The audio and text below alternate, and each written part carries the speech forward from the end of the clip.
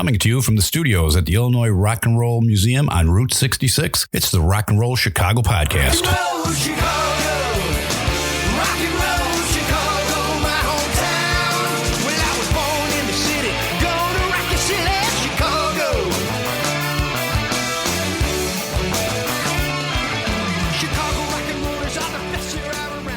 Hey, it's Ray the Roadie. And this is Hollywood Mike. Ray, how you doing, man? I'm still freezing. Are you really? It's cold, man. I can't do these winters anymore. No, we're going through a heat wave. It was actually colder yesterday, wasn't it? Yeah, it was. It but rose a whole 2 degrees today. That's right. That's right. I can't do this, man. The older I get, the cold is just too much. I got to go to Florida. Yeah. We're going to have to do this via Zoom. No, we can't do it via Zoom. You'll have to bring me to Florida with you. Then how do we get the bands down here? Zoom. I don't know. It's pretty simple. Zoom them. Yeah, we can Zoom them. Zoom them, yeah. We did Zoom before. It's okay. Yeah. Quality's not the You greatest. got to do it live. You got to do it live. It's better. Yeah. So, who we got in the studio today? We got Hi Infidelity. Get out of here. Oh, that's not the one I was looking for. Oh, they brought their fans with them, too. That's right. All 12 of them. Well, listen. All the stage 5 clingers. But it's all dudes, though. It's all dudes, yeah. It's a sausage fest for sure. Yeah, that's right. We're working on that female demographic. I think at this point in time, we can't even call you guys a band. You guys are a part of musical history in the entire city of Chicago, if not the state. Huh? Really? Wow, that's great. Yeah. No, Thank you absolutely are. What was the actual year that this whole thing started for you guys? For me, it started in 2001. Okay. I joined, but the band had already been around for about 11 years before that. Oh yeah. Absolutely. It started out as a REO Black Crowes tribute. REO and Black Crowes. Yeah, tribute. Interesting. Right. It All was right. Yeah, I would have never thought Black Crowes, but yeah, okay. well. So the guitar player at the time, or the founding member, decided that he loved the Black Crowes, and not enough people were playing it. So he thought, combine the two, Chicago Legends, REO, or Chicago area legends, REO Speedwagon, and the Black Crowes. So, it worked for a while. Eventually, we diversified.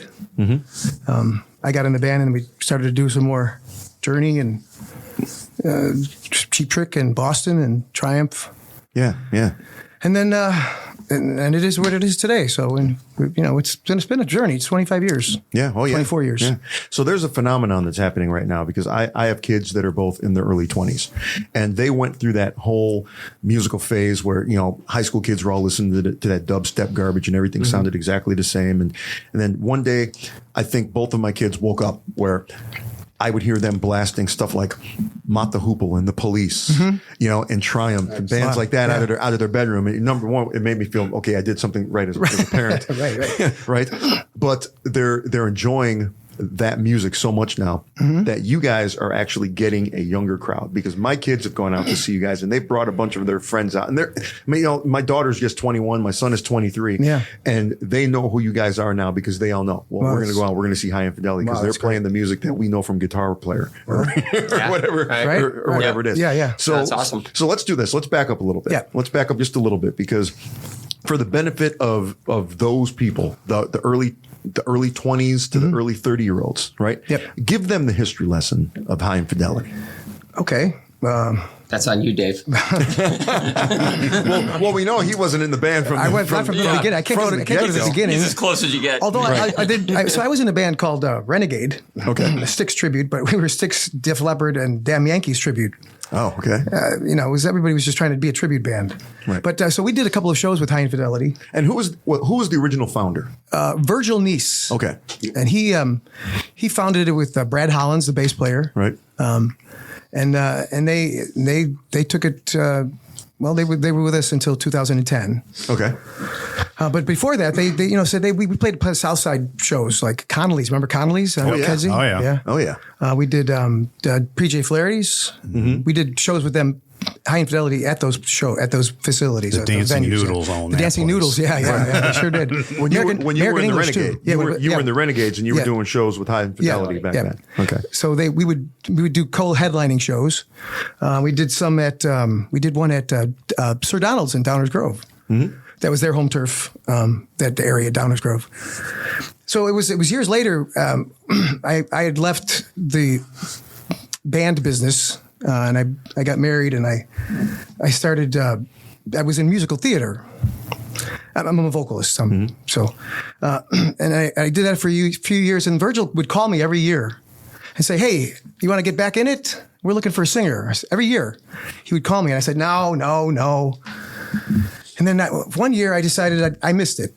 I missed being in a band, and he called me and I said, "Well, give me two good reasons why I should." He said, "We don't rehearse." I said, "Oh, I like that." Okay. What's rehearsing? You have my attention. Right. And then he said, "And we make about $80 a guy a show." I said, "Ooh, $80. How many shows do you play?" 3 or 4. I said, "Oh, a couple $100 a month." All right. Yeah, I'll come down and audition. Yeah. So I went down there and I'd practiced for weeks, for 2-3 weeks before that. Because I hadn't sung those songs in so long, because I was doing Les Mis, I was doing Godspell, I was doing other songs, and Godspell is my favorite. It's a great musical. It's a great musical. I've played every character in You that. have? Yeah, Oh, yeah. absolutely. I've done it so many times. It's a great musical. That's I loved my it. favorite musical. It's absolutely. Stephen Schwartz is a genius. Yeah.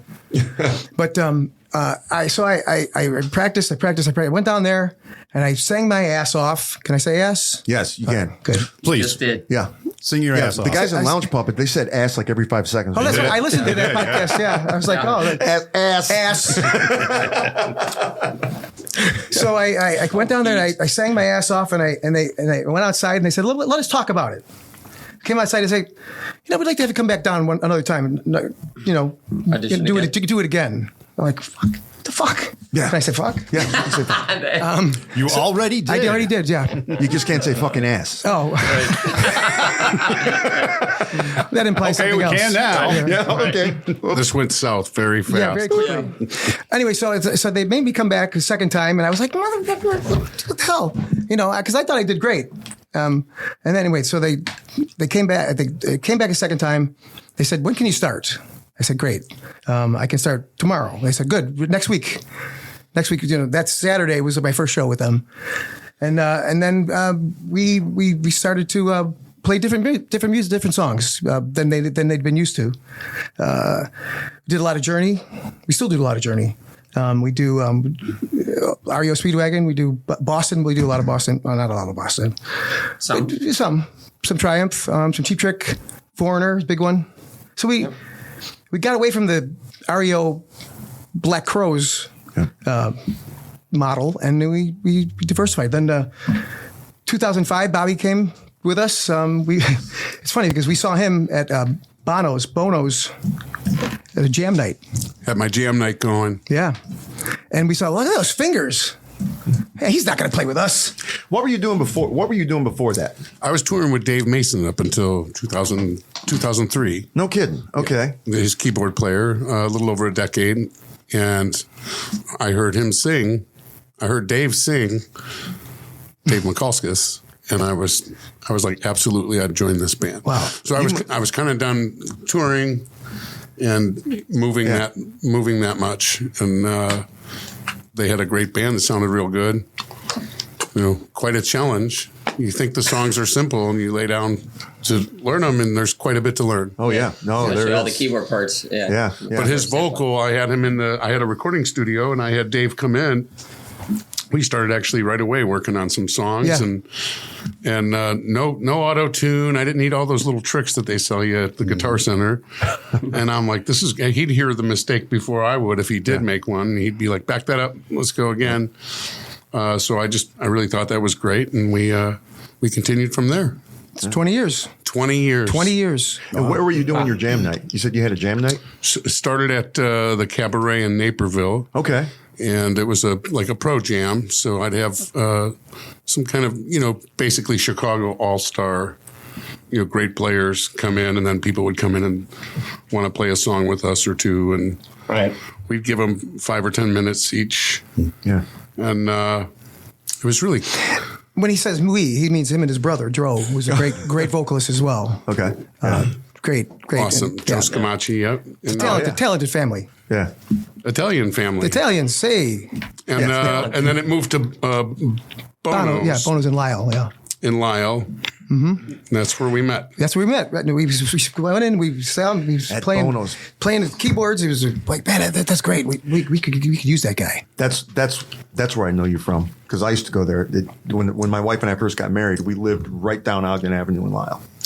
Oh yeah, and I used to go there, go to the Bonos quite a bit. Yeah, yeah. That's what I was trying to get at, because I was trying to figure out where we actually met before. And then I met Dave, and we started working with Hi-Fi. Just very cool. From one Dave to another. Yeah. Well, from one great vocalist to another great vocalist. I think that's been my secret in the business, is always surround myself with. And my dad had a rule: don't be on the stage with anybody less than you. They're either as good or better. Okay. So I've made some exceptions over the years. one in particular, but we want to talk about it. Yeah, that happens. Yeah. So when did you come along? I came into the band. I'm Danny Wayman, bass player. Okay.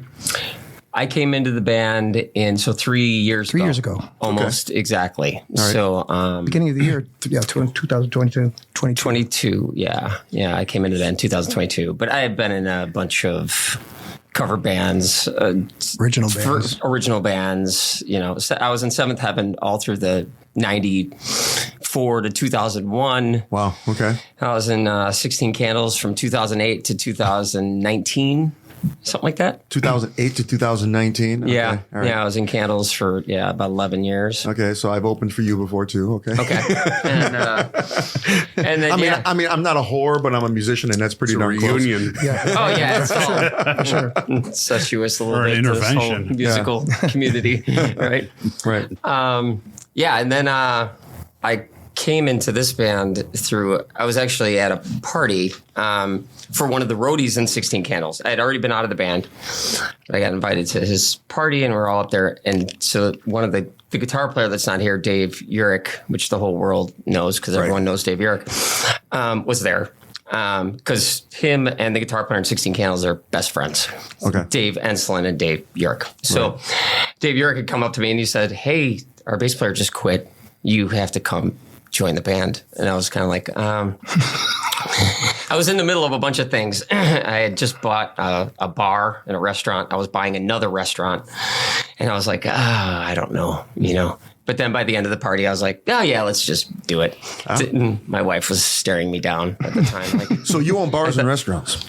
I do. Okay, the podcast is looking for sponsors. We are looking for sponsors. Yeah, he walked right into that. Right. Yeah.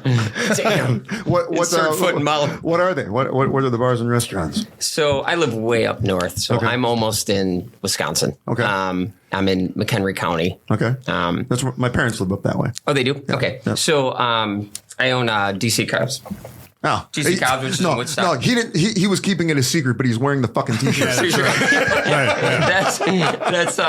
That's one. And then there's I own a brunch place in Crystal Lake called Benedict's La Strada. Okay, it's brunch. I own a coffee shop that's across the street from that called Taste of Benedict's, kind of a sister store to the Benedict's La Strada. I just opened a gym. That's a franchise called Hot Works. Because after you eat at all of his places, you got to go burn it all. Totally. That's right. So that's in Algonquin Commons. You work out inside of an infrared sauna. Yeah, my parents live right over there. Oh, they do? Yeah, they live right over in that area. I bet you they've been to one of those places. Yeah. I'll guarantee not the gym. Not the gym, yeah. I'm just looking. That's relatively new, too. I'm just looking at all these sponsorships. I know. It's the ching. 4 stores. So it's four businesses. Wow. Right. That's 4 sponsors. All right. So when do you have time to play with Hi-Fi? I always make time for music. Yeah. It doesn't matter. Yeah. I usually I play my guitar pretty much every day. Yep. I try to. And once I played with these guys, it was really easy. Yeah. It was just much like Bobby. It's like I've been fortunate to have good singers in my bands for years, and and that's probably just because I wouldn't join a band that didn't have a good what I would qualify as a good singer, right? I mean, that's subjective, but singers do make the band. Right? The singers do make the band. Yeah, I couldn't sit there and be in a band every weekend and go listen to a guy that's it's subpar. That would be really difficult. But you can say that about everybody. It's you can have a great band and a shitty drummer, and the whole band is going to sound shitty. Yeah. Yes. Yes. Actually, that's another huge key is the drummer. So especially in a rock band. Yeah. Like you said before, like Bobby said, don't be on the stage with anybody who's less than you. Right? Yeah. Yeah. And it's a great piece of advice because I don't feel like that I have been. So I've been lucky. 24 years to be able to do this 24 years and have people still come out. I mean, it's almost it's like a dream. A blessing. Blessing, for sure. Blessing. And you guys kind of hit the nail on the head. I when we first started this whole thing, I said that this band is more like a part of the musical history in Chicago. Yeah, thank you. You guys, let's face it, you guys are a cover band, right? We're all in cover bands, right? But I think you're like the only cover band where people actually know your names. I mean, that's the weird thing. It's like everybody knows Bobby Scamacci. Hi Infidelity. Everybody knows that. Everybody knows Scamacci. Yeah, everybody knows that. Yeah. Was that from the band or from the the rap sheet? No, that's just us because Scott Evans and I have talked about you before, and we're just casually sitting because he and I co-host together. We switch back and forth on Thursday nights in an open jam, and occasionally he'll come to my night and I'll go to his night, and we're just talking about music, and he'll mention something about your name because he knows you, and then 6 or 7 people come over. Oh yeah, I know Bobby Scamacci. I know him. Yeah, he's in Hi Infidelity. He's great. I mean, that gets you guys to a certain level. All other popular cover bands are here, but when people know the individual names of the people that are in the band, I mean, that's a whole other level. Quite flattering. Thank you. Yeah. What do you say? Hard question. What do you say to the people that say, "Man, everybody knows who you guys are, and you're so good. What are you still doing here?" Maybe not for you because you've toured with Dave Mason, right? You've gone on tour. But what do you say to people that say, "Why aren't you recording your own music? Why aren't you, doing other stuff? Why are you just playing festivals?" People do say that. Yeah. And when we have recorded our own music. For so long I never noticed I needed more, and I thought that's just the way it is. All the signs said I was living till you walked through the door. Oh, 'cause when I can't go on, oh, you make me feel so strong. I'm coming around again, just when I believed I couldn't have this feeling. I'm on my knees, I can't stop reeling. I'm coming around again. I feel alive and you're the one that keeps me breathing, and I won't mind if you stay. A long time ago, I was going to move to L.A. Right. To write songs and be a singer. Quite a few of us in the room. Yeah, right. I mean, so everybody thought have thought that. Yeah. I didn't go. I went on a trip, on a reconnaissance trip, and I said, I don't like it here. I don't like it here. Yeah. Well, but I liked it enough. But I mean, where I had to live, where I would have to live to make it work, I didn't want to live there. Right. It was just so it wasn't. So I didn't go. Right. And I said to myself, if I can be in a band and I can, play to people, enough people, even if it's 100 people, and make a little bit of money doing it, that'd be great. Right. Of course. So that's what I did. Yeah. I decided that it was enough. It's enough. I would rather play to 1,000 people or 100 people for 1,000 people for no money, right, than to 100 people for a lot of money. Right. I'd rather be people there for nothing. Mm-hmm. I would do it for nothing. If it didn't pay anything, I would still do it. Right. Mm-hmm. But. So kind of like doing a podcast. Yeah, kind of like yeah. Right, yeah. Exactly. You guys know how without sponsors, right? There's a certain point where you have to. A lot of the bands didn't write their own songs. Right. And just the same when I was touring, if I played with Dave Mason or I sat in with Spencer Davis or somebody else, it's still a cover band. Yeah. Right. In some ways. Right. Yeah, So right. I kind of laugh when people are like, "Oh, why don't you try your own thing?" And it's like, well, I continually do have it be whatever we do. If we Right. write songs for Right. the band, and we do that really for ourselves. Yeah. It's not like we think we have future and No, we're not going to publish them and expect to, get royalties and real money. But, it's just it's a good for the soul. absolutely. That's a good outlet. 3 o'clock in the morning, still raining, and I'm wide awake. I can't sleep without you. Just saying, and all at once the rain stopped falling, and you came calling. It's a brand new day. Hey, until I met you, I wandered round. With you, I know I'm on solid ground now. Just say you'll stay with me forever. Every time I look in your eyes, I feel a love that is no surprise. I want you to stay. And then you still have this cool crowd. You go out.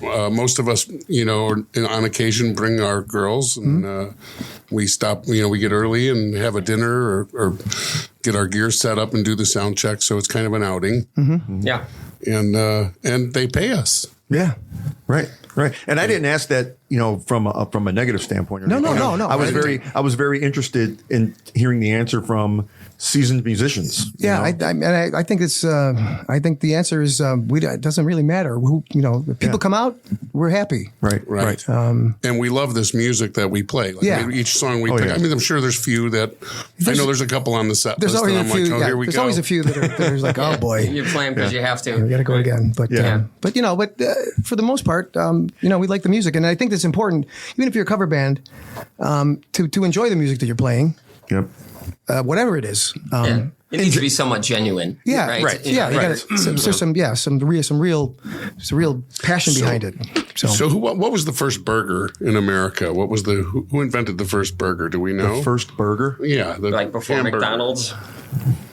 So Yeah, Castle's been what I'm get- around a long time. What I'm getting at is, okay, say it's White Castle, 1936 or whatever the Right. heck it was. Yeah. Then is everybody after that a cover burger? Right, exactly. I don't know, but that's going to be the name of my next band. Cover burger. That's definitely the name of the next band. Yeah. It's perspective. Yeah, right, exactly. Yeah, I think no, it's true. absolutely.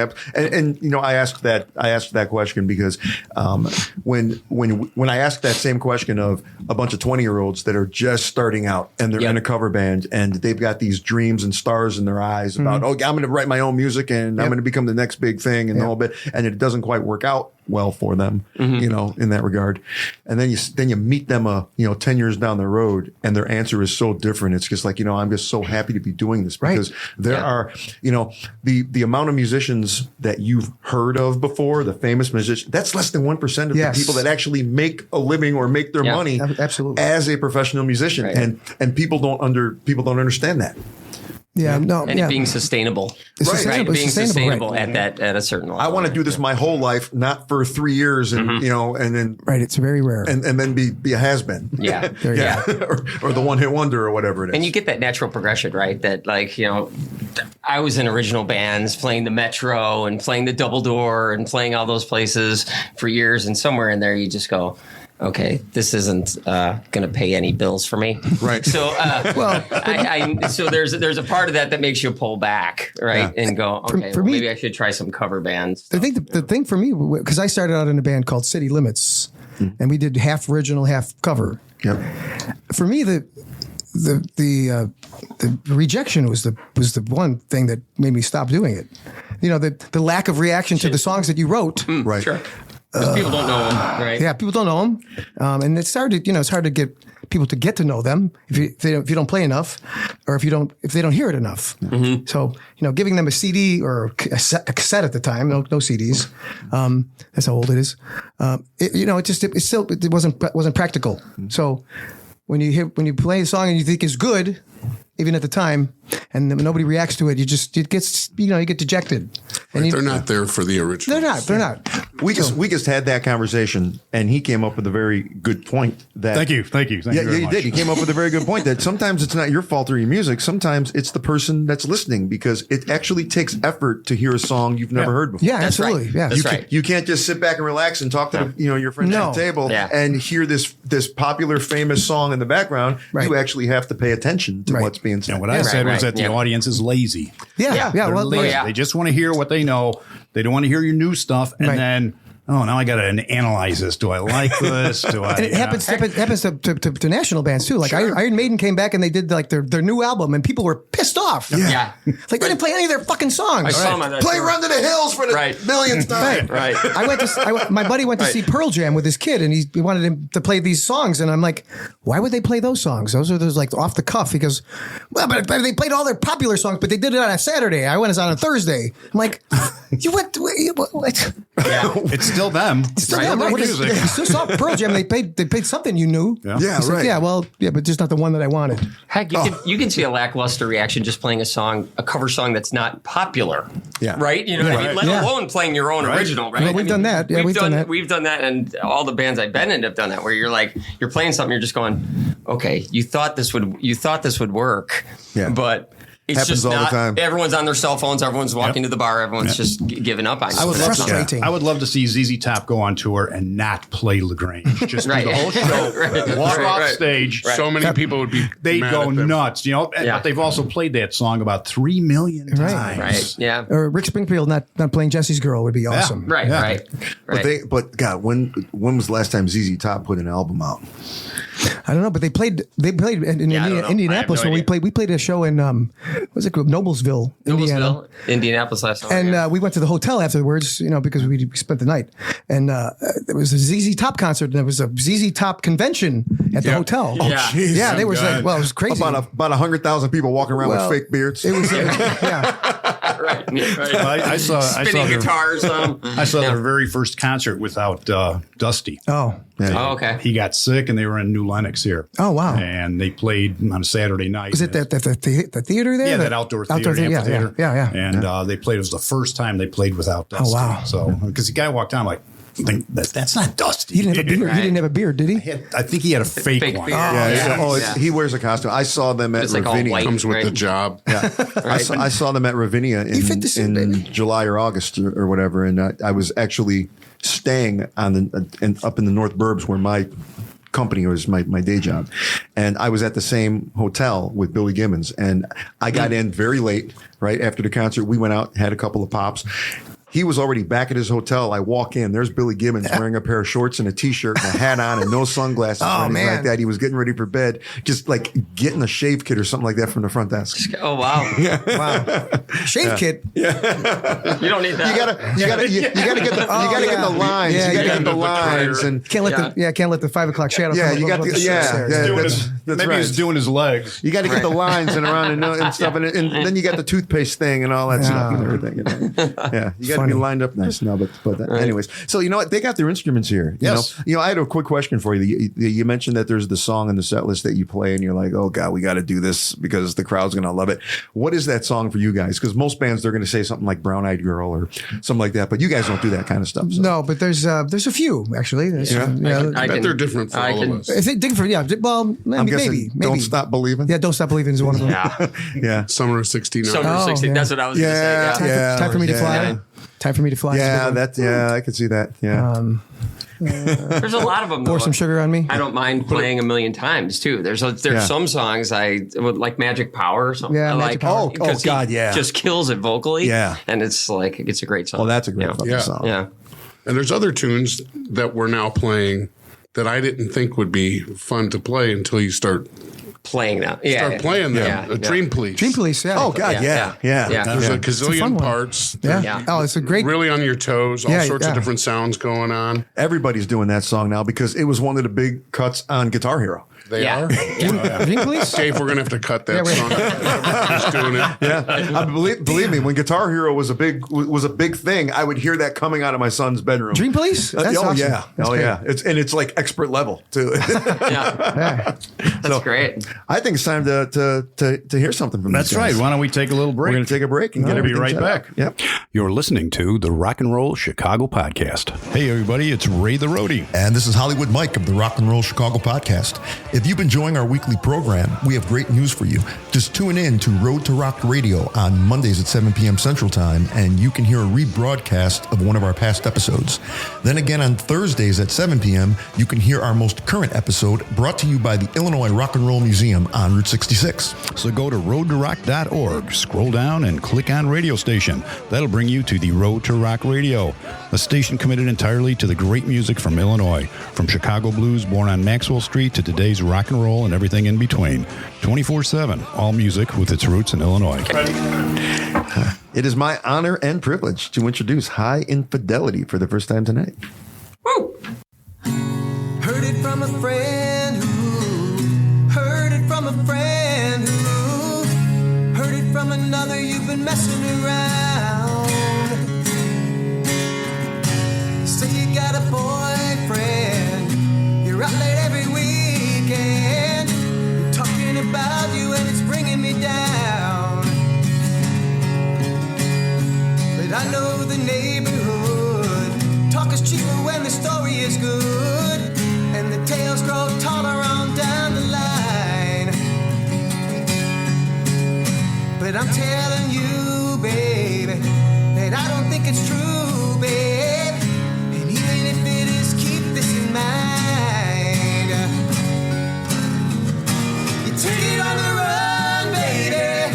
If that's the way you want it, baby, then I don't want you around.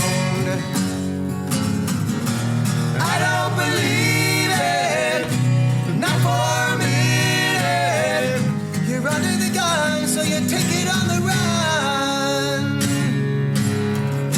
You're thinking up your white lies. You're putting on your bedroom eyes. You say you're coming home, but you won't say when. But I can feel it coming. If you need to make it running, and you need never look back again. Take it on the run, baby. If that's the way you want it, baby, then I don't want you around. I don't believe it, not for a minute. You're under the gun, so you take it on the run. You take it on the run, baby. If that's the way you want it, baby, then I don't want you around. I don't believe it, not for a minute.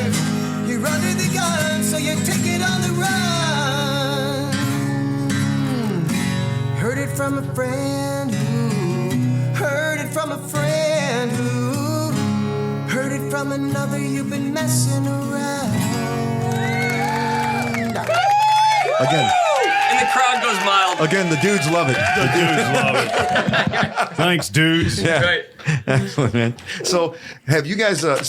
Kevin Cronin is actually at this place all the time. It seems like he's here a lot, it seems like every other week Ron's posting a picture with him. Have you guys ever met him? And because he knows who you guys are. You know, I mean, he knows. He about does? I'm pretty sure he has to. I don't know. No, Yeah, naturally. Yeah. He doesn't. Well, I mean, you'd have to think that That's if there's the a positive band, attitude. if there's a Right. band founded after your band, Right, Yeah. sure. and he is extremely Sure. present in the Chicago music well, scene. High Infidelity is their best-selling album ever. Yeah, Yeah, right, yeah. right. Absolutely. Have you guys ever met him? Have you ever had a chance to say, I hey, haven't, hey no. man, No. yeah, I'm in High Infidelity. No, so I actually sort of met him. Jim Peter had the World Stage Show with Kevin Cronin, and it was like 1995, and I was not in the band yet, obviously. But I went there. I got backstage because my mom knew the drummer Mike Borch from the Ides of March. She knew his wife. She worked with his wife. Okay. So I got backstage to meet Jim, and Kevin was standing right there. And he was talking with somebody, and I just kind of said hi. You know, that was it. But I wasn't in the band yet, so I didn't. But no, not since. His sister came out to one of our shows, but not in High Infidelity. It was in another band. And we did Time for Me to Fly, and she said that she was very complimentary. But no, never met Kevin. Okay. Just, not. Yeah, I wouldn't expect you'd see him just like hanging out at a show or anything like that. No. But you know, it's like I've learned over the years that most people, you know, the real bands know of really good versions of themselves. I guess I have no other way of I never putting thought that. of it. I never thought of that. Bands knowing the Gets me tribute nervous. bands. Yeah, the members of Pink Floyd have all given, you know, their consent to this Australian Pink Floyd that goes on tour and the whole bit. Yeah. Is it Pompeii? No, Or I is that believe In the Flesh? No, I No, believe that's- they're actually called something like Australian The Australian Pink Floyd or Pink something Floyd, like that. yeah. Yeah. They had the whole light show and everything. Yeah, the whole Yeah. thing. If you walked in and sat in the very last row and couldn't see faces, you'd think it was Pink Floyd. Yeah. I mean, it's that. Right. It's that good. I so. forget who I seen REO with, but it was at the Poplar Creek. Oh, okay. Wow. That was a long time ago. Yeah. Really dating yourself now. Gary Richrath was still on the guitar. Oh, wow. And it was really profound. Like it really hit a chord Yeah. with me. Yeah. I heard So, the Hammond organ I going. was- I'm like, that's I want to do that. So I was 14 when High Infidelity came out, the album, and I was a fan of it. I liked it, and so my cousin was going to go with his older brother, my other older cousin, who was 19. He was going to take us to the amphitheater to see REO Speedwagon. At the amphitheater, my cousin, who's the same age as me, we're going to sit together, and he was going to sit. My other cousin was going to sit with his girlfriend. Well, the ticket was given to my mother. My mother's purse got stolen. I didn't get to go. Yeah. So my cousin sat there with the one seat empty the whole night, which was my ticket, and I never got to see them. Oh, So man. But it's weird that the High Infidelity tour. I didn't get to go. somebody stole the purse and didn't use the ticket? Yes. Right. Oh, what a waste. They wanted the money. Yeah. Yeah. I think they at least would have sold it, and somebody would have showed up. Maybe. Yeah. Yeah, but Then you tackle that guy. but then Right. then they get in trouble, right? That's not your seats. But Right. I don't Right. know. My But yeah, family, so- my family moved here like in 1979 or 1980, and one of the first people that I met was a guy named Jim Lynn. God rest his soul. He's no longer with us, but he was about 5 or 6 years older than me at the time. So he was like a freshman in high school or something like that. And he went to see REO Speedwagon, and he introduced me to their music. Oh, okay. Because he was a guitar player. Yeah. You know, he was just beating away on a guitar and the whole bit. And Yeah. I think at that particular time they were on tour, and the album was 9 Lives. Okay. And Very blues based at that point. Yes, Yeah, and yeah. he brought me he bought a T-shirt for me from their concert. Oh, wow. I never got to see I've never seen REO Speedwagon live in concert. Really? But then one day I lost that T-shirt. I don't know why, right? And I'm guessing it goes back about 10 years now or so, about 10 years now. My parents moved to the house that they currently live in Crystal Lake. And my mother was cleaning out the crawl space, and she found my old Star Wars action figures. Wow. And the T-shirt was in that Wow. box. Awesome. So I still, great. I mean, it would fit one arm that I had it, but the fact that I still have it, still have it, and yeah. it's on a coat hanger hanging in my closet. You know, one day I'll give it to a grandkid or something. And I'm embarrassed to say how many times I have seen them. Have you really? Wow. I've seen them tons of times. Wow, interesting. Yeah. So, no, you were going to say something? I was going to say that I did see them once at the World Theater in Tinley Park. They would play with Styx, actually. Right. So that was the only time I got to see them live. But that was years after, way long. It was 2000, maybe 1999, something like that. So yeah, but that was the only time I'd seen them. Yeah. What was the band that started it? Like, you know, everybody usually has that one thing. You know, I saw this band in concert and I said, that's what I want to do. Deep Purple. Yeah. Oh, yeah. Well, as a keyboard player. John Lord. Yeah. It was probably, for me, it was the first concert I went to, the Eagles at Alpine Valley on the Long Run tour. No kidding. Yeah, with Christopher Cross. Yeah.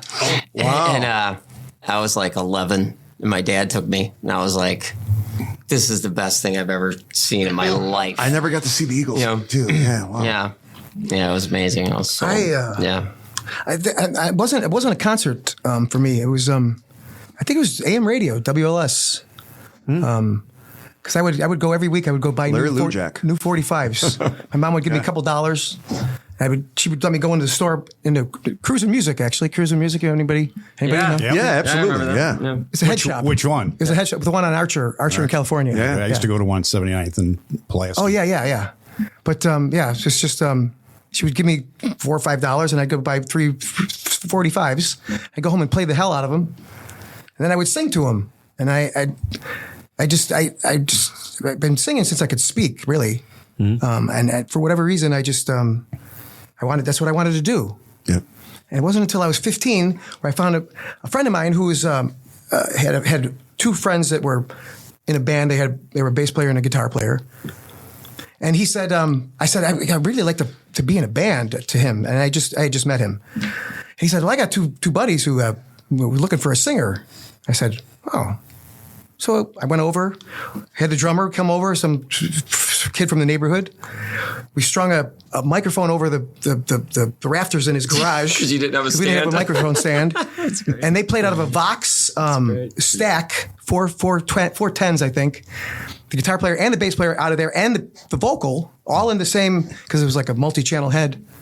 And we played, we played Too Hot to Handle. Paranoid, of course. Yeah. Rock and Roll, The Wrong Way. Yeah. The wrong way. Zeppelin. Yeah. Nobody ever plays it the right way. No. And then Foxy Lady. Yeah. Purple Haze. That was it. We just played them over and over and over again. Was there a favorite in there for you? No, I didn't like any of them. Oh. No. No, but that's what they wanted to play. And I said, okay, but show me how to play it. Because I would play guitar at that point. And but it was fun. I mean, we actually had a show like not too long after that, a block party. And we made $22 in a joint as a past a hand. Yeah. $22 in a joint. And a joint, yeah. That's great. Yeah. That's great. I don't have any money, but here. Bobby would have joined your band for sure. For that kind of pay. As a keyboard player, it was really strange for me because I saw a friend of mine play the organ at a school recital. And then I went home, and I think it was the same day because I was sewing. I don't remember.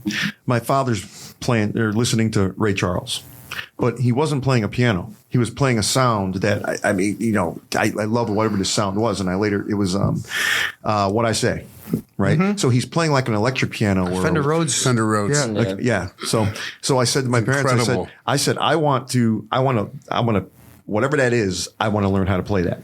Well, my parents didn't know what the heck it was, but the very next day there was a Wurlitzer organ in our dining room. Wow.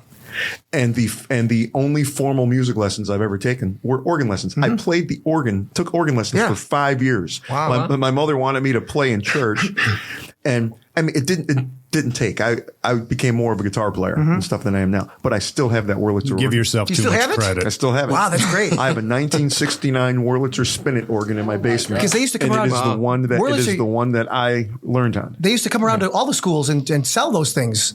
Yeah. Those Wurlitzers. This wasn't the student model. This wasn't right. No, it's a 2-tier. This wasn't the student. I've got the 2-tier Wurlitzer. It's got the cloth covered speaker built in and the whole bit. It's got the pedals. It's got the vibrato and the wah pedal and the volume pedal and the whole bit. I mean, this on the side of the foot pedal, you got the vibrato, right? Yeah. Right. We had that one. So it's got it needs a little bit of repairing. Some of the contacts are a little dirty and stuff. And I keep thinking, switches, no, the keys. Sometimes I'll hit the key and it works, and sometimes it won't. The contacts have to be dirty. Yeah. But I keep telling Doc, who's the keyboard in Cadillac Groove, I'm going to get all that stuff fixed and cleaned out because it's not heavy. I mean, I can pick the whole thing up off the ground with the speaker and everything. Yeah. It's not heavy. It's just awkward. I said, all I need is get somebody out of there. We'll put it in the truck, and you're going to play this thing during the Cadillac Groove Show. That's I swear awesome. to God, if he plays it one time, he's going to want it. Right. There's a price tag on that now. There's a price tag on it. Yeah. So my sisters took organ lessons from the same thing. The teacher would come to the house, and they would go through the book, and I would just sit there and look back, and I'm like, I'm not taking lessons. I just watched them take lessons, and I went through the book myself, and I learned how to play piano or organ that way. Just by watching them take their lessons, which is but I know that because you got the different sounds on it, right? You got and a 2-tier. Yep, 2-tier. Yeah, it's the same. I'm have sure two it's different same sounds in the whole bit, and I thought had reverb on it, right? Had reverb on it, had vibrato on it. I remember the vibrato. It had those cheesy rhythms on it. You can put a bossa nova on it, and play along with it. One note, play bass with your foot. I I think we should go to your house now. Yeah, that's right. Yeah, right. My mouth is watering. It's not, Oh wow! wanna see it. So you've never have you ever played one? so I played Wurlitzer, but just the single unit that you use for rock and roll. One plane. Right. Yeah. Yeah, But Dave and I were talking one time because he grew up on the south side. Yeah. My dad had a nightclub on 63rd and Cicero. Yeah. And behind the stage was always a Hammond B3. Oh, yeah. And or the spinet piano. I remember that place. Right? Right? And then there was a Fender Rhodes suitcase model. So no matter what band was in there, they weren't using all three. So I'd be behind the stage literally playing with every possible band that came through there, both national and then, local bands. And just the organ it blew me away. Just the drawbars, yeah. I felt sort of like the king. The Wurlitzer's nothing like a B3. I mean, it's not drawbars or anything. No. It's literally buttons. Oh, yeah. And the whole bit. But I mean, it was very instrumental in me learning how to play the guitar because it literally was, okay, your left foot's doing something different from your right foot and your right hand is doing something different from your left hand. And you're literally, you're literally now sing. sing. One man Now you're band. going to sing Dancing. You're Geddy Lee. You're Geddy Lee. right, Those pedals yeah. and the. No, I didn't know you didn't see one. I'll have to send you a picture of it or something. Yeah, That's amazing. if you want to come over and mess around with it. Absolutely. Yeah. You'll never get rid of them, though. That'll be the problem. Just move in and That's right. living in your basement. Right. Right. You got any lemonade up there? I'm hungry. You got anything to eat? So you guys feel like doing another one for us? Sure. Yeah, we can do it. Sure. Yeah, let's sure. do that. I don't know Figure what. something out. We'll figure something out. Yeah. All right, we'll be right back. All right. Okay. You're listening to the Rock and Roll Chicago podcast. And we got Hi Infidelity with More Than a Feeling.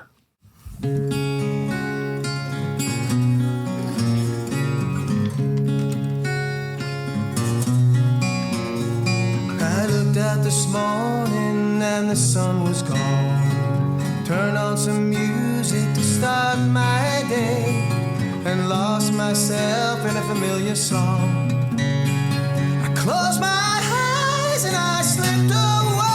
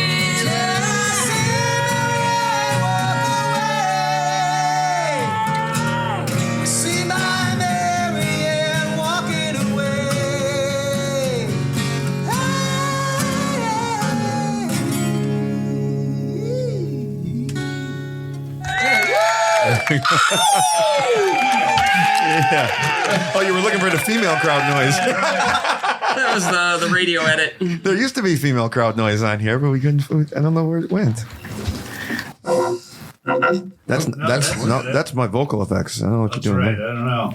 That was the. No, we'll pretend. I am your father. We'll take any kind of applause, you know. That was kind of fun playing. Yeah. That. So you guys never did that before, huh? No. Wow. I play bass. We play keyboards. Bass play. Well, it's all just about filling. having redundancy in the band, right? You got to have redundancy. Yeah, right.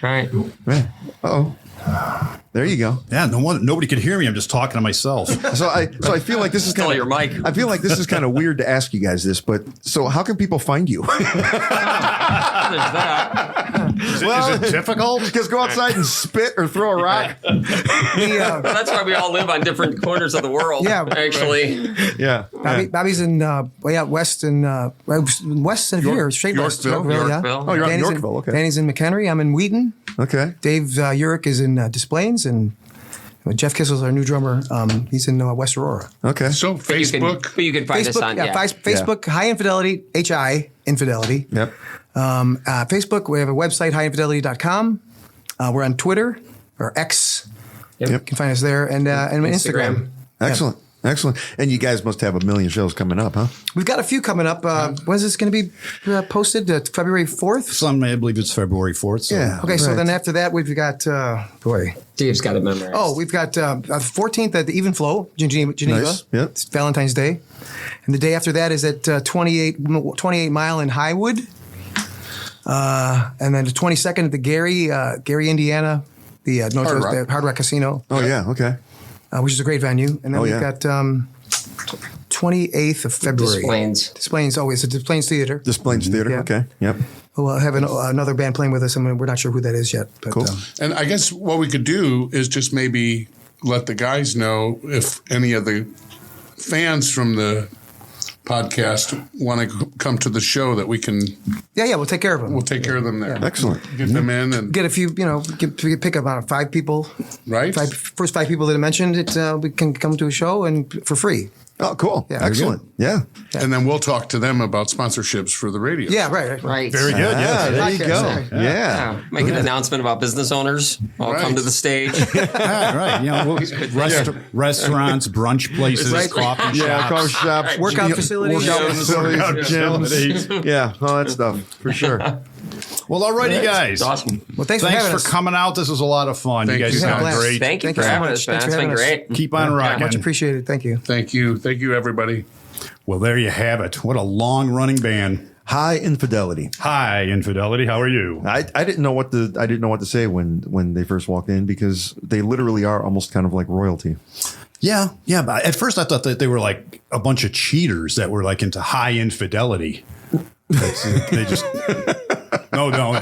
We don't just cheat, man. No. We go to. We're high when we do it. We go to the limit. When we are cheating, damn it, we are at the. You ain't going to cheat better than us. So I tried to call them royalty. I guess we've reduced them down to a bunch of.